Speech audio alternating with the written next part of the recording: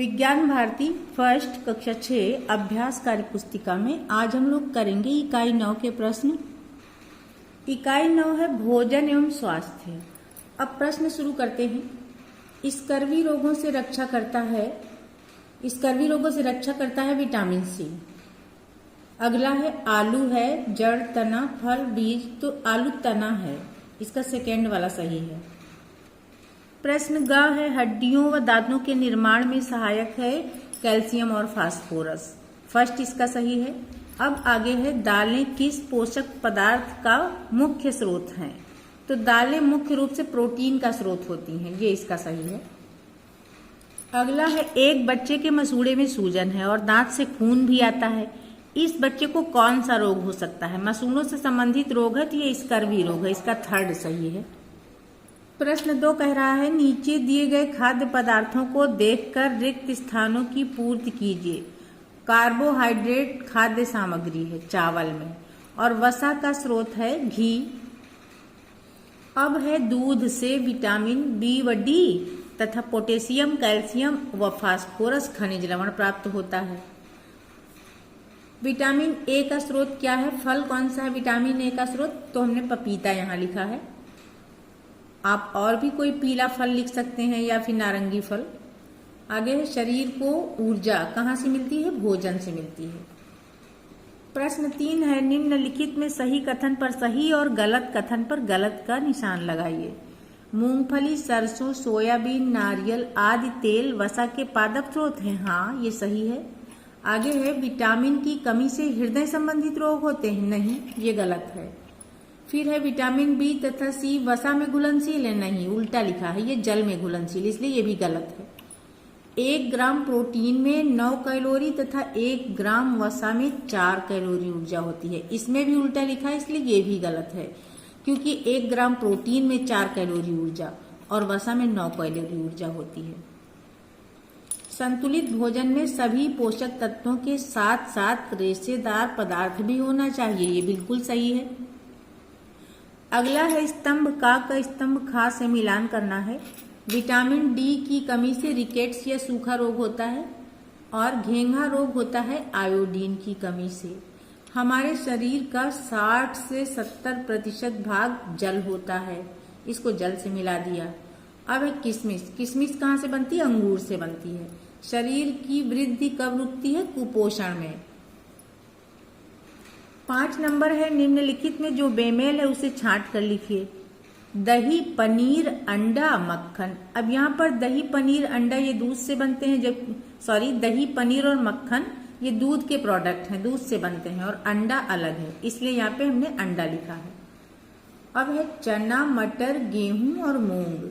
चना, मटर, गेहूं ये दलहनी फसलें हैं, यानी इनमें प्रोटीन प्राप्त होता है, जबकि गेहूं अलग है, वो कार्बोहाइड्रेट देता है। अब और आगे है काजू, अखरोट, बादाम और लौकी। काजू, अखरोट, बादाम ये मेवे हैं और लौकी हरी सब्जी है, इसलिए लौकी अलग है। अगला नंबर है fluorine, potassium, vitamin A, calcium. अब यहाँ पर विटामिन ए अलग है, बाकी ये फ्लोरीन और पोटेशियम और कैल्शियम ये खनिज लवण है। प्रश्न नंबर 6 में एक शब्द में उत्तर देना है। आयरन की कमी से कौन सा रोग होता है? एनीमिया रोग। अब है उस पोषक तत्व का नाम लिखिए जो शरीर की कोशिकाओं की मरम्मत करता है, तो शरीर की कोशिकाओं की मरम्मत करता है प्रोटीन। अब है रतौंधी रोग किस विटामिन की कमी से होता है? तो रतौंधी रोग होता है विटामिन ए की कमी से। उस विटामिन का नाम लिखिए जो दूध में नहीं पाया जाता है, तो विटामिन सी दूध में नहीं होता है। उस पदार्थ का नाम लिखिए जो हमारे शरीर को कोई पोषक तत्व तो नहीं प्रदान करते हैं, परंतु यह हमारे भोजन का एक आवश्यक अवयव है। इन्हीं को हम रेशे भी कहते हैं और रफेज भी कहते हैं, तो यहाँ हमने रेशे लिखा है। 7वां है निम्नलिखित प्रश्नों के उत्तर दीजिए। कुपोषण के क्या लक्षण है? शरीर की वृद्धि रुकना, शरीर में थकान होना, कमजोरी होना, वजन कम हो जाना, शरीर में सूजन आना, चिड़चिड़ापन, घबराहट, ये सब कुपोषण के लक्षण हैं। संतुलित आहार से क्या तात्पर्य है? तो जिस आहार में सभी पोषक तत्व तो उचित मात्रा में उपस्थित हों, मतलब बहुत अधिक भी ना हो कि नुकसान करें और कम भी ना हो, वह संतुलित आहार होता है। भोजन में कार्बोहाइड्रेट के प्रमुख स्रोत लिखिए। तो ज्वार, मक्का, बाजरा, चावल, आलू, केला, गन्ना, चुकंदर, खजूर, चीनी आदि कार्बोहाइड्रेट के प्रमुख स्रोत हैं। अब है भोजन में जल की उपयोगिता लिखिए। तो जल भोजन के पोषक तत्वों को अवशोषित करता है, अपशिष्ट पदार्थों को बाहर निकालता है, शरीर के तापमान को संतुलित करता है और त्वचा को स्वस्थ रखता है। पोषण किसे कहते हैं? भोजन में पाए जाने वाले विभिन्न प्रकार के पोषक तत्वों द्वारा शारीरिक आवश्यकताओं की पूर्ति करना ही पोषण है। प्रश्न 8 में नीचे दी गई तालिका को पूरा कीजिए। यहाँ कुपोषण जनित रोग दिए हैं और यहाँ पर उसका कारण और यहाँ पर स्रोत। पहला है एनीमिया। एनीमिया होती है आयरन की कमी से। अब ये कमी कहाँ से पूरी होगी? हरे पत्ते वाली सब्जियां हैं, चना है। जगह के हिसाब से हमें आंसर लिखना है, बहुत ज़्यादा हम नहीं लिख सकते। यहाँ पर रतौंधी होती है विटामिन ए की कमी से और इसके स्रोत हैं गाजर, पपीता, हरी सब्जियां। अगला है मेरेस्मस।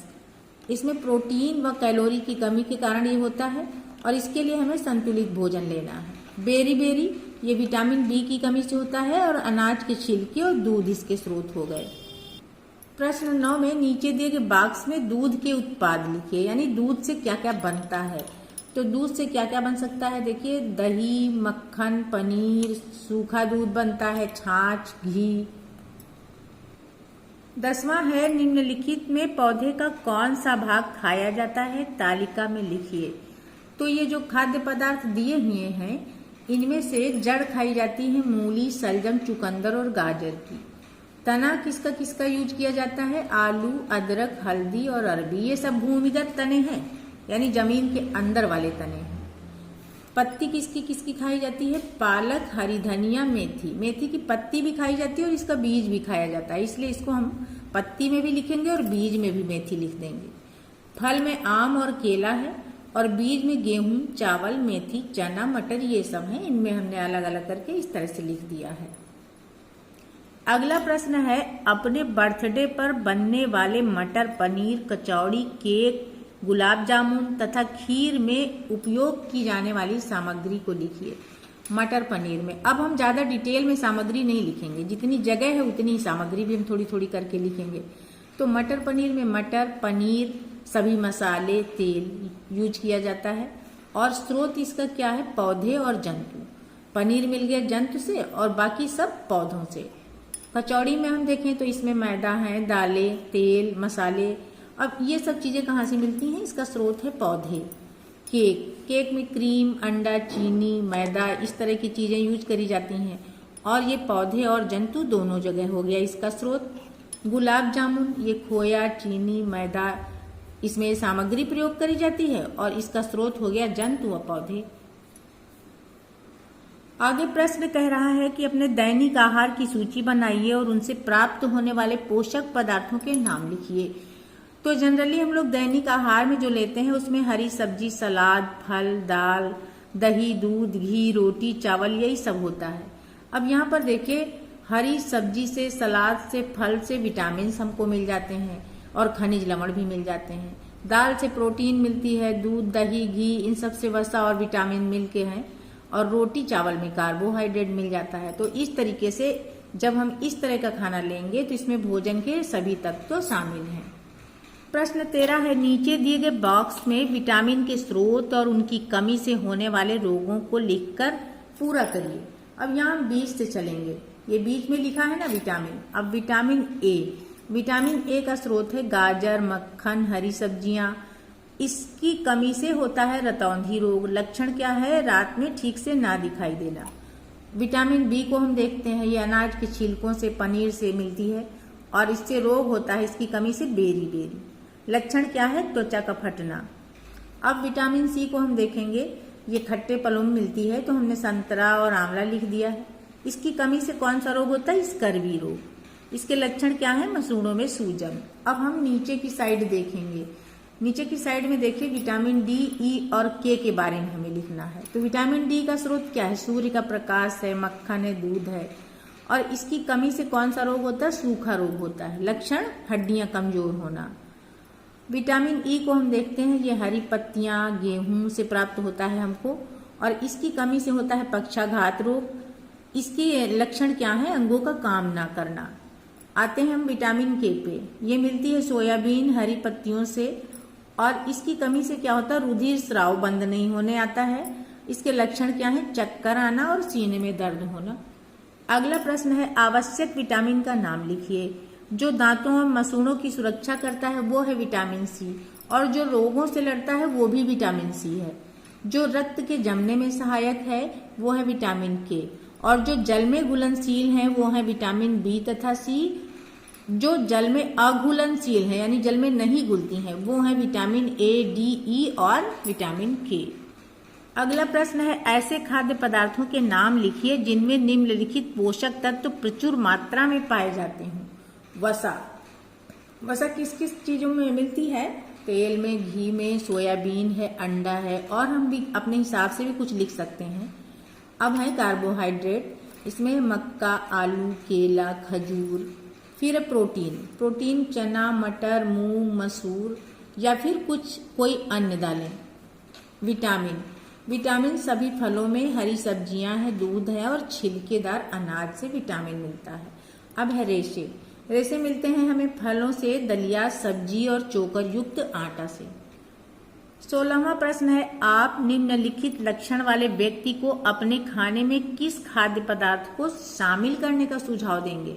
मसूड़ों से खून निकलता हो तो उसको आप सुझाव देंगे खट्टे फल खाने का, और रात में ठीक से नहीं दिखाई दे रहा हो तो वो उसके लिए हम क्या कहेंगे? मक्खन, पपीता और हरी सब्जियां खाने को बोलेंगे। होंठ फटे हुए हों तो दूध, पनीर और छिलकेदार अनाज खाने के लिए कहना है।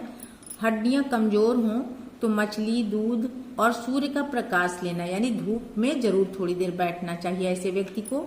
व्यक्ति दुबला पतला हो तो उसको सभी पोषक तत्वों से युक्त आहार लेना चाहिए।